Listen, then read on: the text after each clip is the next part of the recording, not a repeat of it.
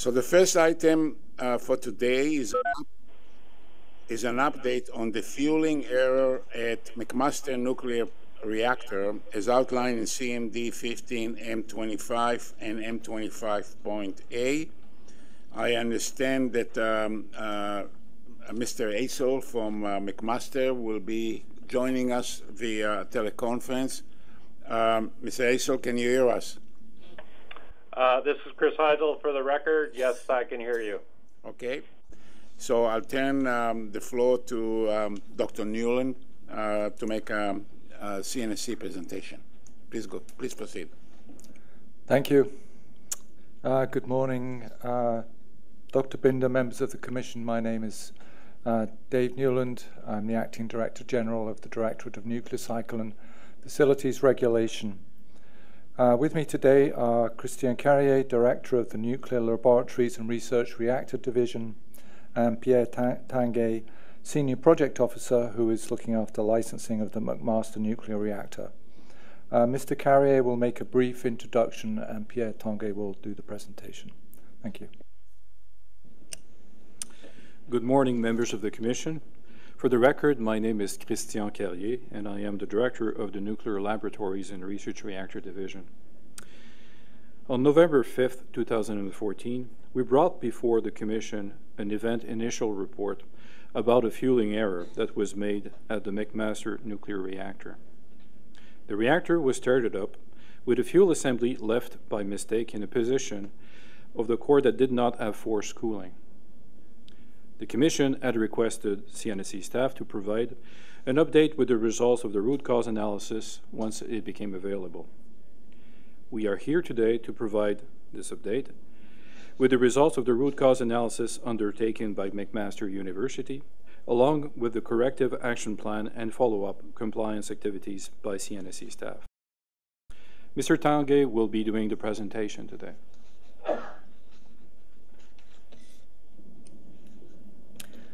Thank you, Mr. Carrier. Good morning, Mr. Chair, members of the Commission. For the record, my name is Pierre Tanguay, Senior Project Officer with the Nuclear Laboratories and Research Reactors Division, and I'm in charge of the compliance of McMaster nuclear reactor. I will start the presentation today with a summary of the event, followed by CNSC staff's response to the event, the results of the root cause analysis, and I will discuss staff's review of the investigation and the corrective action plan. I will conclude with a summary of CNSC staff's assessment of the event and the follow-up compliance activities that are taking place. I will now summarize the event that happened last October.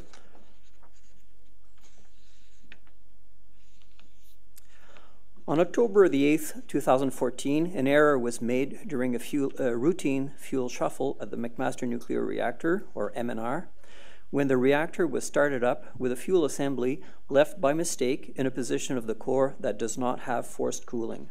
The fuel shuffle plan was to exchange positions of two fuel assemblies using a vacant position of the core as a holding site. This vacant position is dedicated for the production of iodine-125 and does not have forced cooling like fueled positions have. Once the fuel shuffle was deemed completed, the reactor was started up as per normal procedures and brought up to the normal power of 3 megawatts at 9:50 a.m. with a fuel assembly in a position without forced cooling. These diagrams represent a schematic view of the MNR core as viewed from the top of the reactor. The core consists of a lattice of 6 by 9 square positions identified by rows 1 to 9 and columns A to F. Different core components are inserted in each position, consisting mostly of fuel assemblies, control and shut-off rods, graphite reflectors identified by the letter G, and empty water positions identified as W. The three positions shown in yellow are iodine-125 irradiation sites, which MNR produces as a medical isotope. These three positions are used only when required by the production schedule, at which time iodine production rigs are inserted. These positions are not connected to the primary cooling system and therefore do not have forced cooling. The objective was to exchange two fuel assemblies from their respective positions D3 and B7, identified in blue. For this to happen, B7 had to be moved to a vacant site, or in this case, iodine position D7. This first movement is identified as arrow 1 on the bottom of the diagram. Then, fuel in position D3 could be moved to B7, shown as arrow 2. And finally, the plan was to then remove the fuel from the holding position and put it in D3, as shown as arrow 3. Now, drawing your attention to the diagram to the right, the first fuel movement went as planned, the second movement as well, and then this is where the mistake was made. Instead of latching onto the fuel in iodine position, the operator latched to an adjacent fuel in E7 and moved it to D3, as shown by the red arrow. This mistake resulted in a fuel assembly left in the iodine position and an empty fuel position adjacent to it. Let me interrupt you here. The diagram talks about D4, right? D4.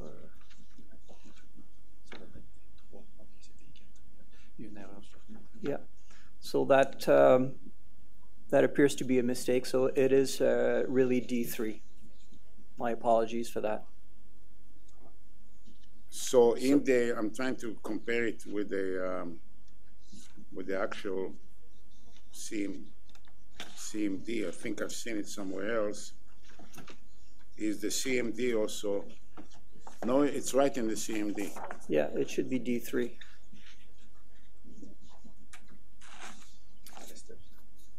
Our mistake, The first presentation that was sent to us, it was 3. Yeah, D3. But they asked us to change it by a second one. And in the second one, there is an error. There were a few manipulations done, and yeah, so my apologies. We'll correct the diagrams before posting it to the web. Dave Newland for the record. So what we wanted to do was to try and add some clarity with showing a visual movement of the bundles, and in doing so, we introduced another error. Sorry. Maybe we should all focus on the diagram in the CMD or in the first, if you still have the first presentation, it shows the right configuration. Yes. Okay, go ahead. Thank you.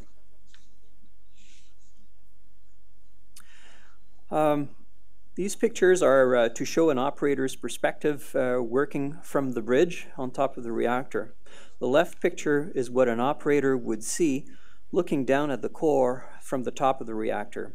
It illustrates some of the difficulties working at a height of approximately 10 meters above the core. The view on the right is zoomed in so that we can see the details of the core as illustrated in the diagrams from the previous slide.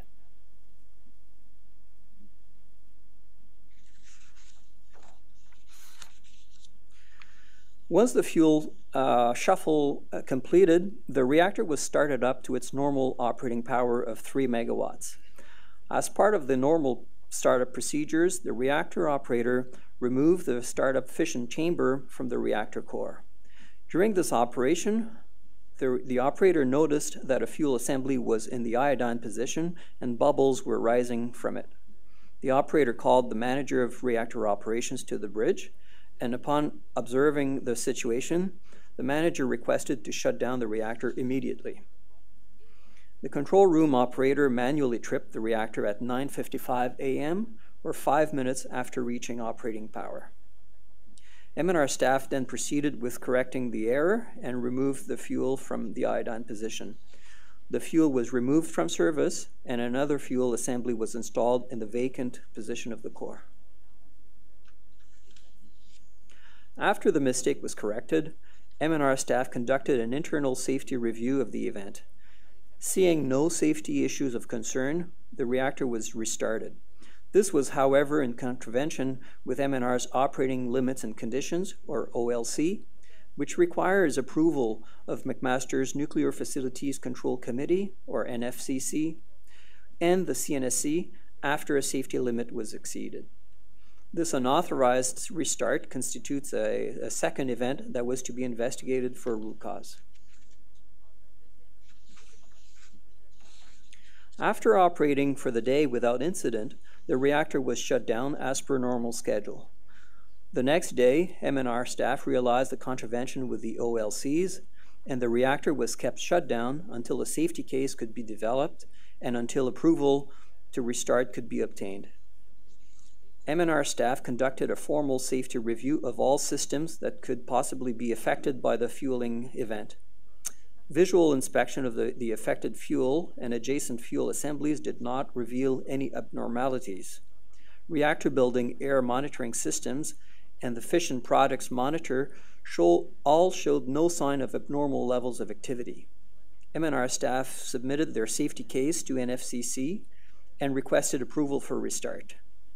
NFCC granted the approval with the condition that no fuel shuffle be conducted without formal independent verification of all fuel movements. McMaster University then submitted the safety case to CNSC and requested approval to restart. CNSC staff found the safety case to be complete, demonstrating that there was no damage to any of the systems. There was no release of fission products to the pool or ambient air, or any safety implications with restarting the reactor after the fueling error was corrected. CNSC staff granted approval to restart MNR, reinforcing the requirement for independent verification for any fueling operation. MNR staff resumed normal operations on October 14th with no further incident.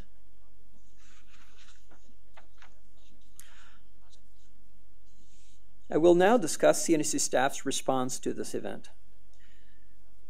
After reviewing the safety implications of the event, CNSC staff gathered additional facts during a visit of MNR on October 28th. 2 project officers and a human factors specialist verified the records, logs, and radiological data for the day of the event. CNSC staff also observed operations around the reactor to better understand the event and the work environment. Staff then presented the Event Initial Report, or EIR, to the Commission on November the 5th, 2014. CNSC staff took the opportunity of the next fuel shuffle on March 9th, 2015 to observe interim actions put in place by McMaster University, including a revised fueling procedure, additional operations staff during fueling, and independent verification steps. CNSC staff also observed work practices aimed at improving safety, such as pre-job briefing, 3-way communications, and the use of checklists. CNSC staff were satisfied with the interim measures and general level of safety displayed by operations personnel. In the following weeks, McMaster University submitted several revised procedures, including a revised OLC document, to which was added a clause prohibiting the installation of fuel assemblies in core locations that are not connected to the primary water system. CNSC staff reviewed these documents and responded with comments as required. I will now discuss the root cause analysis that McMaster University undertook for this event. McMaster University appointed a team of highly qualified experts with background in engineering physics, nuclear science, and management system. The team was independent of operations, reporting to the chair of McMaster University's NFCC. The terms of reference requested that the incident be investigated as 2 separate events, the first one being the fueling error itself, and the second event being the unauthorized restart of the reactor after the fueling error was corrected. The investigation team was requested to assess the safety significance of the 2 events, determine the root causes, and make recommendations for corrective actions. The team completed their investigation in February 2015. The report was submitted to NFCC, and it was then submitted to CNSC on March 5th, 2015. The team used the Taproot system of investigation, which is widely used in the industry and known to return results of good reliability. The team identified a number of contributing factors and adverse conditions for each of the two events. They were then narrowed down to the most significant causal factors. For the fueling error, 3 causal factors, or also called direct causes, were identified as follows. Iodine position D7 used as temporary holding site. Fuel handler latches fuel at position E7 instead of D7. And misplaced fuel not noticed before starting up. For the unauthorized restart, 1 causal factor was identified. Reactor operators and supervision did not explicitly review the OLCs or the license.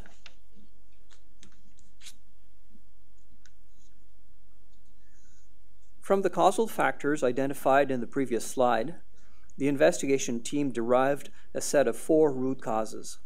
For the fueling error, the root causes are identified as follows. No requirement for verification, difficult working environment, and hazards not assessed. For the unauthorized restart, 1 root cause was identified. No formal process for knowledge-based decision-making in complex abnormal situations.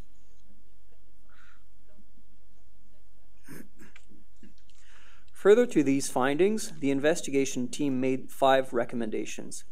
These recommendations include additional quality control and verification of activities important to safety, improve the difficult work environment, prohibit the use of uncooled positions of the core for fuel, an evaluation of the margins of safety for an event like this, and develop decision-making process for abnormal situations. In addition to the recommendations, the team identified key areas for improvement. These areas for improvement are side issues that may not have caused the event itself, but were significant in the broader perspective and should be included in a corrective action plan.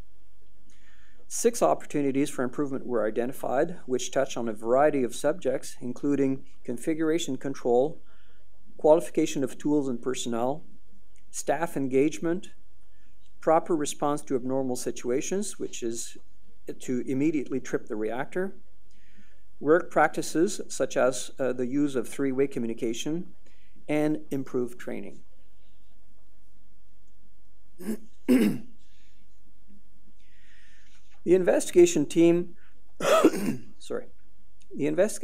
made an assessment of the safety significance of the events. Fuel in an uncooled position at operating power is covered in MNR's safety analysis report by the scenarios of flow blockage. The SAR demonstrates that there is no significant risk to the public. The investigation concluded that even if fuel had been damaged, there would have been no significant impact on public health due to the small source storm and the containment building. CNEC staff agree that the risk significance from a public perspective is very low. Fuel shuffles at MNR are a common operation that have been performed about once a month since the beginning of operations in 1959. MNR is a small, low-power reactor, and the safety systems, including the containment building, are designed to contain a release of fission products should there be a fuel failure. There are radiation detectors monitoring the pool water and ambient air. So there are radiation detectors monitoring the pool water and ambient air within the containment building that would alarm and trip the reactor under abnormal levels. Exhaust ventilation would also shut down and dampers close, keeping any contamination inside the containment building. The containment building is tested periodically to ensure it meets its intended function. Note that for this event, there was no evidence of fuel damage or radioactive release. CNSC staff examined the radiological data for the pool water and ambient air, and there were no elevated levels either on the day of the event, the following days, or the days after the restart. The investigation team assessed the second part of the event, restarting the reactor without approvals from NFCC and CNSC, as having no safety consequences. CNSC staff agree that there were no consequences given the administrative nature of the event. However, this non-compliance constitutes a failed administrative barrier which can reduce the margin of safety. This observation was noted to McMaster University for their attention. Following the investigation, MNR staff submitted a corrective action plan, or CAP, to CNSC staff on May the 8th, 2015. The CAP comprises 17 corrective actions addressing the 4 root causes, 5 recommendations, and 6 opportunities for improvement. While each action has its own target completion date, the entire CAP is scheduled for completion on September 30th, 2015. In addition to the actions listed in the CAP, MNR staff have installed rig guides in the iodine positions. The primary function of these rig guides is to facilitate the installation of the iodine production rigs, but they also constitute a physical barrier that eliminates any possibility of inserting fuel assemblies in these positions.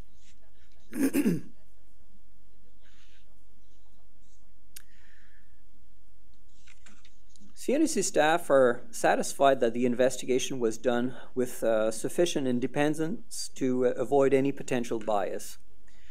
The investigation team has extensive scientific and operational background and experience conducting root cause analysis. The investigation appears to have been done methodically with an appropriate scope and depth. The report is insightful, well organized, and written with due consideration to the important aspects of the event. The causal factors and root causes flow logically from the sequence of events, although safety culture was not clearly identified as an issue of concern, despite several contributing factors that appear to indicate a weakness in this area. The use of an uncooled position in the reactor core as a holding site is an example of an unsafe practice that was tolerated until this event happened. CNSC staff noted, however, that the CAP acknowledges issues of underlying safety culture with 3 corrective actions targeting this area. Overall, CNSC staff are satisfied that the CAP addresses the findings of the investigation and that the corrective actions should prevent recurrence of a similar event. Comments on the investigation and the CAP were sent to McMaster University for their attention.